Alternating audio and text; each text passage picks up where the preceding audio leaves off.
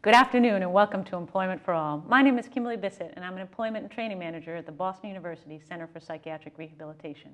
Our show today is brought to you by Blue Cross Blue Shield of Massachusetts. Employment for All, our motto is everyone can be successful with the right supports. And the goal of our show is to bring you supportive resources in the community that help increase your well-being and your overall career development. And today is no exception. I'd like to introduce Pam Garramone. She's the Executive Director of PFLAG, which is the Parents and Families and Friends of Gay and Lesbians. Welcome. Thank you so much. You're welcome. Pleasure to have you here. Can you start off by telling us a little bit about yourself? Sure. I'm trained as an elementary school teacher. I taught elementary school 5th and 4th grade for many years, and then became involved in PFLAG when they started the Safe Schools program. Terrific. So let's tell people a little bit about what is PFLAG. PFLAG is, as you said, Parents, Families, and Friends of Lesbians and Gays, Bisexual, and Transgender People. And we do 3 things: support, education, and advocacy.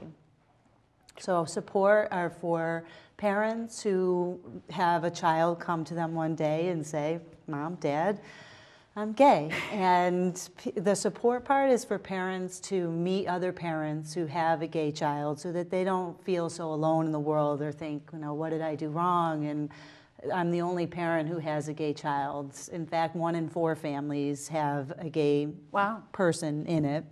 So, yeah, they'll meet parents, in the support groups, they'll meet parents from all different sort of categories, and the research is sort of putting them into 4 categories. So some parents, when they hear the news, are rejecting. In fact, 1/3 of parents are rejecting. Wow. And so when you hear about homeless youth, 42% of homeless youth are gay, lesbian, bisexual, and transgender. Their parents have essentially said, "No child of mine will be gay," and kick them out.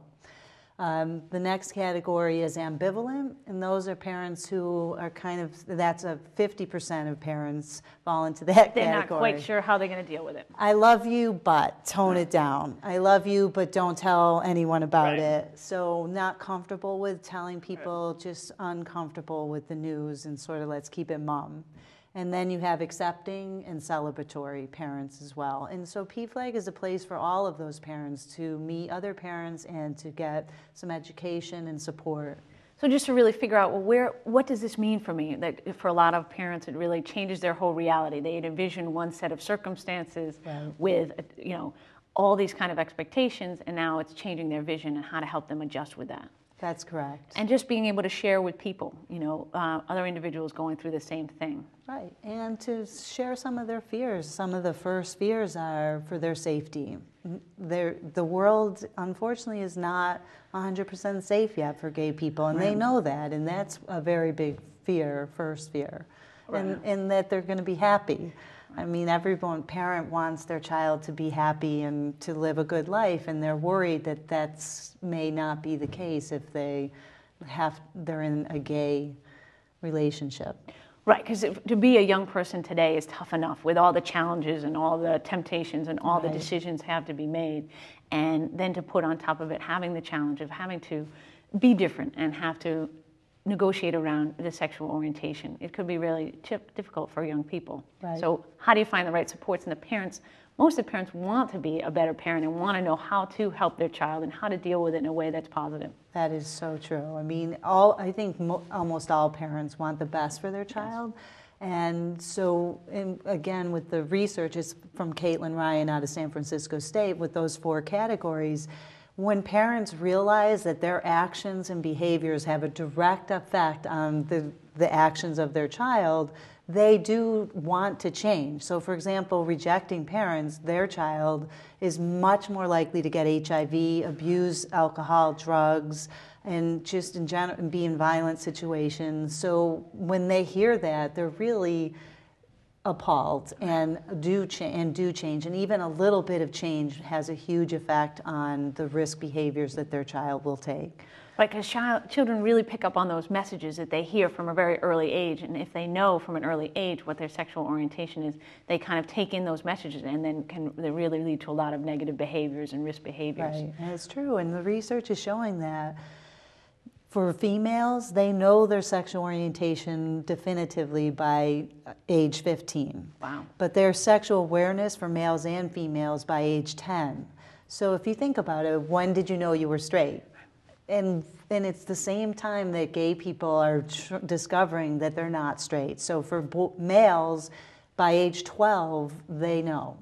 And gay men will say that they knew they were different when they were 4, 5, and 6 years old. They Wow. didn't have the words for it, but they Right. knew that they weren't like all the other boys. Right. They had a different agenda, a different awareness. Yes. Wow. And so it's important to notice that, because even if you're a parent of a person in elementary school, for example, you don't know if your child is going to be gay or straight. You just assume they're going to be straight. And even if you're not using anti-gay language, you might be using language that they're taking in, such as, oh, look at Johnny loves Susie. Johnny's got a new girlfriend. And he's starting to take that in and thinking, I can't tell my parents the truth because they're already expecting me to be one way, and I don't want to disappoint them.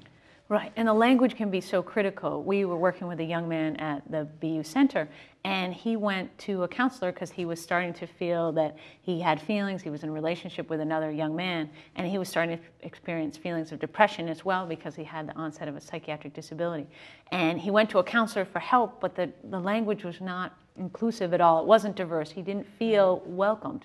So he didn't feel like he could share his relationship in any way with the counselor, and he went into a deeper depression and then was hospitalized because he didn't feel the supports were there where he could share his sexual orientation, which was a huge part of his life, Right. being a young adolescent. Right, right. And that's why we work in schools. We do support education and advocacy, and our education piece is part of our safe schools work, where we do go into schools and we talk to teachers and students about name calling, because we know the research is showing the #1 way to insult someone is to call them gay, Yeah. or to say that's so gay. It's rampant. Right. It's always a negative: dumb, lame, stupid, weird, annoying.